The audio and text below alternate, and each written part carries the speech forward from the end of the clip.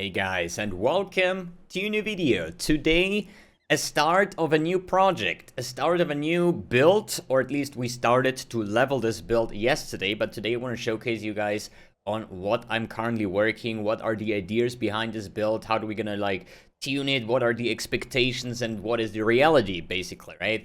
And it's going to be an Occulentalist, okay? So we're gonna combine the powers, the strength of an Elementalist together with the Occultist with the new jewels, which is Forbidden Flame as well as Forbidden Flesh. And yeah, what can it be else than explosions? I mean, let's be real. I'm already known for playing Ignite builds, right? Because I love Ignite builds, and I think they're like way superior when you like compared to like a Bleed build or like a Poison build and stuff like that. And every time I see shit tons of monsters, what this league definitely has to offer, with like all these like Searing X Arc and all the new influence monsters and the extra strong box, and there's like some monsters or some maps are so overpacked, and every time I see those kind of maps, I instantly think about Essence Drain or Righteous Fire Explosions or Ignite Spread or Poison Prolife, like anything that has ridiculous amounts of clear, right? And since we have the new tools available, I decided to revive my build from the Solo Self-on Delph event, which was a Wave of Conviction Ignite Elementalist. And this time around, I want to combine it with Profane Bloom to play some kind of Autobomber style, which I'm currently trying to develop. Nothing here is like really set in stone, okay? So this is like day one, or at least after day one experiments. Now we're actually able to go in some maps. So I leveled this character up yesterday with a playtime of like 13 hours. We're currently level 96. So maybe I was running some Bridgestones, streamer benefits, hashtag.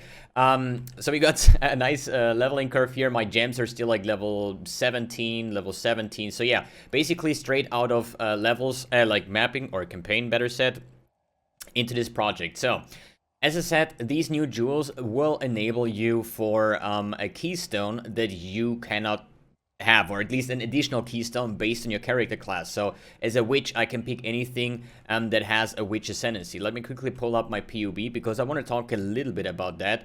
So if we're just going to open a flat PUB, so now I can basically get the combination. If I have like twice Plaguebringer on both the red and the blue, and I socket them into my tree, I get the Plaguebringer ascendancy, right? So the big question was, do we go Occultist and go with Shaper the Flames through the jewels, or do we go Elementalist and take anything from the Occultist area?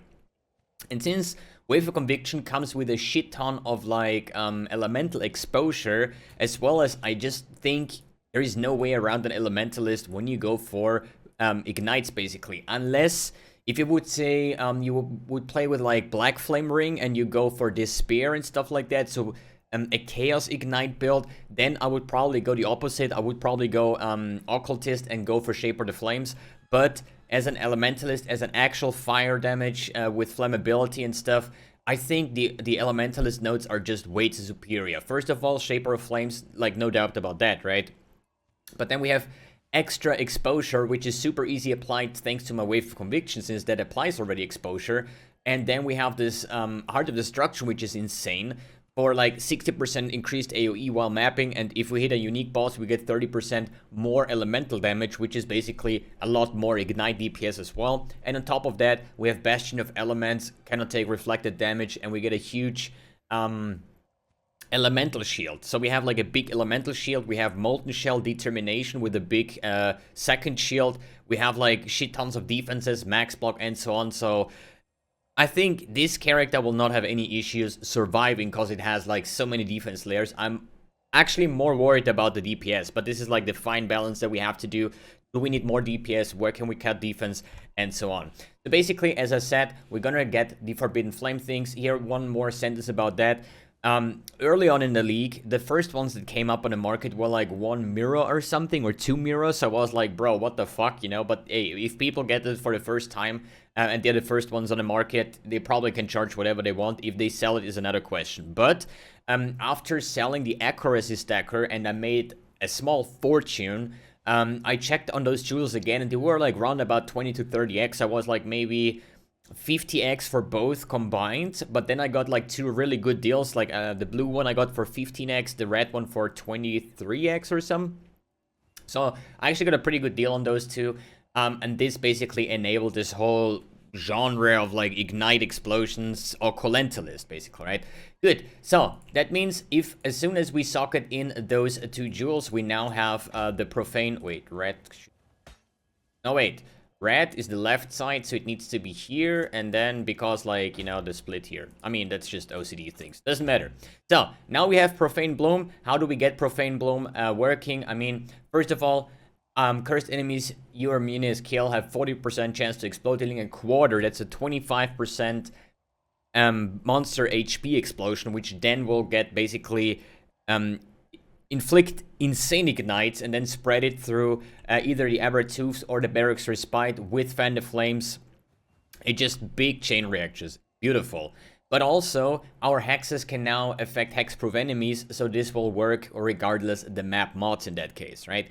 So, how can we trigger that? How do we get some kind of like curses, basically? I decided to go with a blue flammability on hit ring. They go for like, I think 1x, 1.5x the base. And then I just like outspent for T1 life and crafted a minimum frenzy charge on it and call it a day, because I really like to play with something like the Viridius Veil. This is like a super cheap item. I think with the enchant it was like 1 exalt. With the Purity of Elements mana reservation efficiency. Then I throw a couple divines on it. +2 level of socketed gems with an Enlighten, for example. This gets up to like level 6. It's like really insane. And what does it say? Damage of enemies hitting you is unlucky. So basically every time we get damage, it rolls twice. And we're always gonna get the lower value. And if we have a blue ring equipped basically on your right slot, we are hexproof, and on the left slot, which I currently do, we're critical strike immune. So not only does the enemy damage is unlucky, but we're also immune to critical strikes, basically, right? Or no extra damage. So that's pretty much a super, I would say, cheap and effective way to add another big layer of defense onto your character. Then, next one, Aegis Aurora. This is like one of my favorite shields, especially after the buffs with like determination. So every time we block, we're gonna replenish 2% of our armor as energy shield. So we're gonna play some kind of like a bit of a hybrid build. So every time we get hit, we restore ES. And the best way to do that is still Glancing Blows. So yeah, the Glancing Blows got nerfed, so we take actually more damage, so 65% of the damage from the blocked hits. So there is no actually I blocked and I didn't get damage. But think about it, we double our block chance, but it also makes our ES recovery doubled more or less, because it procs more often, right? So I'm not too worried about the additional damage that I get. I just want to benefit from the Aegis Aurora as much as possible, and with this combination and my current tree, I'm reaching 75% block and 75% spell block, which is quite insane. Belt. Life resistance, nothing crazy right now with the Corrupted Blood Jewel. This is still my leveling item. Then, as I said, either the Aberrant Hooves or the Barracks Respite. I'm currently running both, just because I'm still testing what route do I want to go. Do I want to go double Magic Ring to be hexproof as well? Maybe an option, and stick with the Aberrants. But the Aberrants only have like 15% movement speed.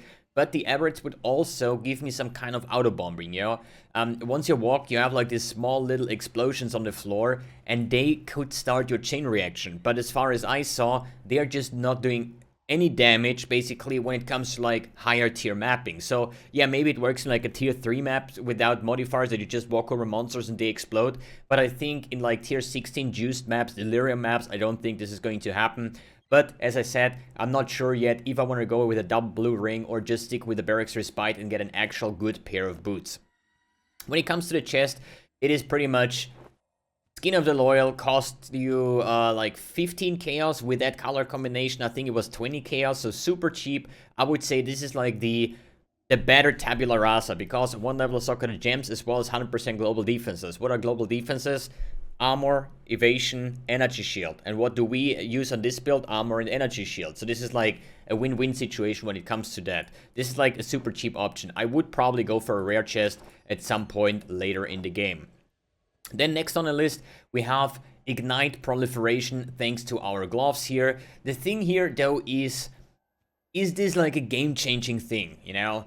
I mean, no, not really, because Ignite Proliferation could be achieved with an Ignite Proliferation support gem, but this would then only work for a Wave of Conviction, but I would like to have it a global thing. So no matter what Ignite, since everything we do, every time we deal damage to a monster, no matter if it's from Wave of Conviction or anything else, we're gonna ignite, you know? And only the Wave of Conviction ignites would actually have the proliferation, which I don't like. So usually we use the Cluster Jewel Fan the Flames for that, and now we just have the Cluster Jewel on our implicit on the glove, so that actually frees up like a jewel slot or something, you know? It's not too insane. Even though once it's tier 6, then it actually goes up to a radius of 17, and I think Fan the Flames is radius 15, I'm not sure. So a little bit bigger, but nothing too crazy. And now we talked about this beautiful piece over here, which is Ashes of the Stars, which is a new amulet. And this basically, not only does it have 20% mana reservation efficiency and experienced gem, experience gain on gems, but the big thing here is quality of all skill gems. So not support gems, skill gems. Everything that is like an aura or an active skill gem. But what does 30% quality actually mean? It doesn't really sound too bad at all, right? I mean, if I take my Wave of Conviction, okay, my quality gives me 1% increased elemental damage per quality, so it's 20%. So if I add this one, it's basically my gem has like 50% quality and gives me 50% increased elemental damage. I mean, of course, it's a nice damage boost, but is it like game-breaking? No, it's definitely not. But it's about alternate quality gems and what they can do. For example, just because I think about it right now, what about Flame Dash? So we have an alternate quality Flame Dash that comes with an increased travel distance. And with this gem in here, I have 50% increased travel distance, which basically makes my Flame Dash basically twice as long, or more than twice. So this is like 2 or 3 Flame Dashes in one. And this is just like the little things. But what about all the auras that you have with alternate quality? For example, I don't know, Anomalous Purity of Elements has increased effect of aura. So instead of 10%, we are having 25%, which gives me a lot of more resistance, basically, right? And there is many other. Like, I'm not gonna lie, I'm just right after I finish this video, I'm just going to check out all the alternate quality, because there is surely a skill gem that has like a very strong alternate quality that we can kind of abuse with adding 30 quality. And then you could still add enhanced support, and you can get up a gem to like 100% quality or something. That might be actually insane. Especially when it comes to things like, I think Spark has an alternate quality to convert your lightning damage into chaos damage. For like, I think like 40% on 20 quality. That means with this amulet alone, we would have 100% lightning to chaos conversion for Spark, for example. And there is like, you know, like every gem has like 2 or 3 alternate qualities, and we just need to figure out what is the coolest way to use this amulet on. But this is like a very, very insane and cool amulet, and it probably will become one of my favorite things next to this beautiful jewels over here. Good. What else do we have to talk about? We talked about the well, let's talk about the overall construction of the build. So as I said, we have determination. We have like a shit ton of auras when we talk about that. So basically we have Molten Shell with our determination, gives us like a big shield if we have determination on. But then we're running Vitality, we run the Defiance banner, we have Tempest Shield, we have double Herald, with that being Herald of Ash and Herald of Purity, just because Wave of Conviction is a physical spell, so everything that has like physical as extra gives us like a big damage boost. And what does Herald of Ash do? Besides adding very beautiful visuals to our explosions, it gives you 15% physics extra fire damage. Then Herald of Purity gives you more physical damage, which basically buffs our base damage of Wave of Conviction, right? Then we have Purity of Elements, currently gives me a shit ton of resistance. As I said, this is a work in progress. I currently have like a bit over resistance, like a little bit over resistance, and we're gonna see how this build is going to develop further, because I'm not sure if I'm ever gonna stick with Wave of Conviction, basically. I don't know, maybe we're gonna go back to Fireburst, but you know, it's just big question mark. But this is the first route that I'm going to take, the first ideas with this new amulet, with the Ignite Proliferations, with the Profane Bloom. And now I would say Enough talking, let's just run any random map. So I'm currently trying to level up my gems. As I said, they're level 17. So I would say, let's run, and what is this? A 2, 4, 6, 8 modded yellow map for now. And see how it goes. So basically, layers of defense, determination, defiance banner, crit immunity, ailment immunity. So triple LA flask for right now just because I had them on stash. But yeah, the way of playing this character is basically wave conviction, explodes, ignites, proliferation, big damage, big chains. If they wouldn't have fucking proximity shield, so obviously the more loaded the map, the bigger the chain reactions are going to be. And this was like a breeze when it came to delving, for example, right?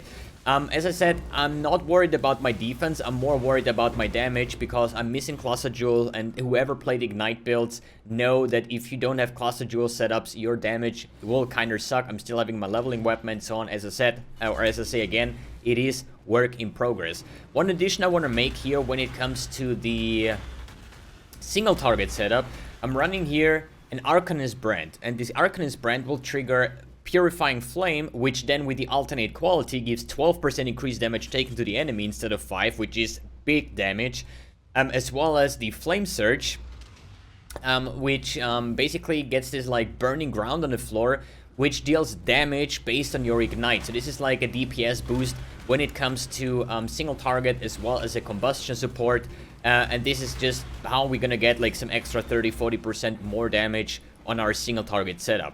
Good. Other than that, let's make a couple of these like Arch Nemesis dudes. For Arch Nemesis, it would be fine, for example. I'm just laying down my brand here, get in my wave of conviction, everything dies, and that's pretty much the monster is dead. It's pretty efficient and strong when it comes to that. But as I said, this is a yellow tier map.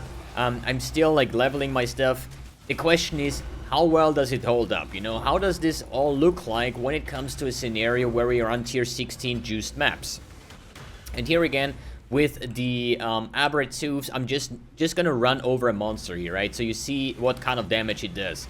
You see, it does a bit of damage, but as I said, this is a yellow tier map, so I think in like super high tier maps, this is going to look a lot different.